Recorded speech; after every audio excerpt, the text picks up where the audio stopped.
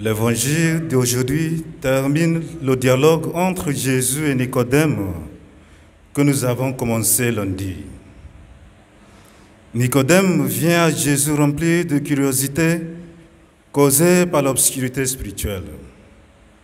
En réponse, Jésus lui parle de la profondeur de l'amour de Dieu pour le monde et de la nécessité pour ce monde d'accepter son Fils à qui cet amour est manifesté. Après sa chute, Dieu n'a pas abandonné l'homme. Au contraire, il l'a aimé jusqu'au bout, au point d'envoyer son Fils unique pour le sauver. L'amour de Dieu est concret. Il se résume dans le Christ et doit être accueilli. Ainsi, celui qui accueille le Christ accueille cet amour du Père et est sauvé. Celui qui le rejette a déjà fait un choix pour lui-même, le choix de l'auto-condamnation, l'excommunion à l'amour de Dieu. L'évangéliste fait cette distinction entre ceux qui sont sauvés et ceux qui sont condamnés dès le prologue de son récit de l'Évangile. Ceux qui sont sauvés sont ceux qui croient au Fils et marchent dans la lumière. Ceux qui le rejettent aiment les ténèbres. Le choix est donc entre la lumière et les ténèbres. Qui sont ceux qui marchent dans la lumière?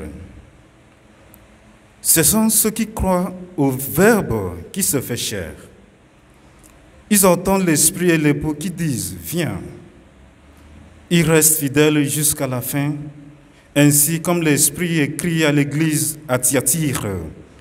Ils seront comme l'agneau qui a reçu l'autorité de son Père sur les nations. Ils sont comme les apôtres dans la première lecture d'aujourd'hui. Les apôtres qui vivaient autrefois dans les ténèbres de la peur et du désespoir, par la puissance de l'Esprit Saint, ils prêchent maintenant sans crainte. Il faut obéir à Dieu plutôt qu'aux hommes, répondit-il face à la persécution. Ils resplendissent à la lumière de la résurrection du Christ. Par contre, ceux qui vivent dans les ténèbres font le mal et se cachent pour que les mauvaises actions ne soient pas vues. Ainsi, ils sont empêchés de voir la lumière de Dieu. Le bienheureux Hyacinthe Combien atteste que le monde est infesté de différents agents des ténèbres. Ces ténèbres font que répondre à l'amour de Dieu nous échappe. Elles nous assaillent à cause de la rancœur et de la vengeance, la cupidité et les commérages, les discriminations et la colère, l'orgueil et le manque de compassion pour ceux qui souffrent. Dans notre chemin de foi, nous sommes obligés de choisir la lumière de Dieu, le Christ, pour ne pas marcher dans les ténèbres. Bien-aimés, prions pour que la lumière de Dieu brille en nous. N'utilisons pas les explications logiques pour dissimuler les ténèbres de nos vies et de nos cœurs.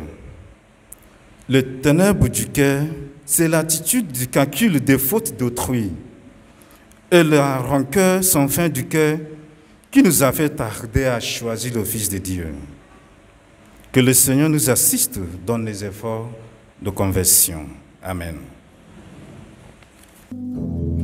Je veux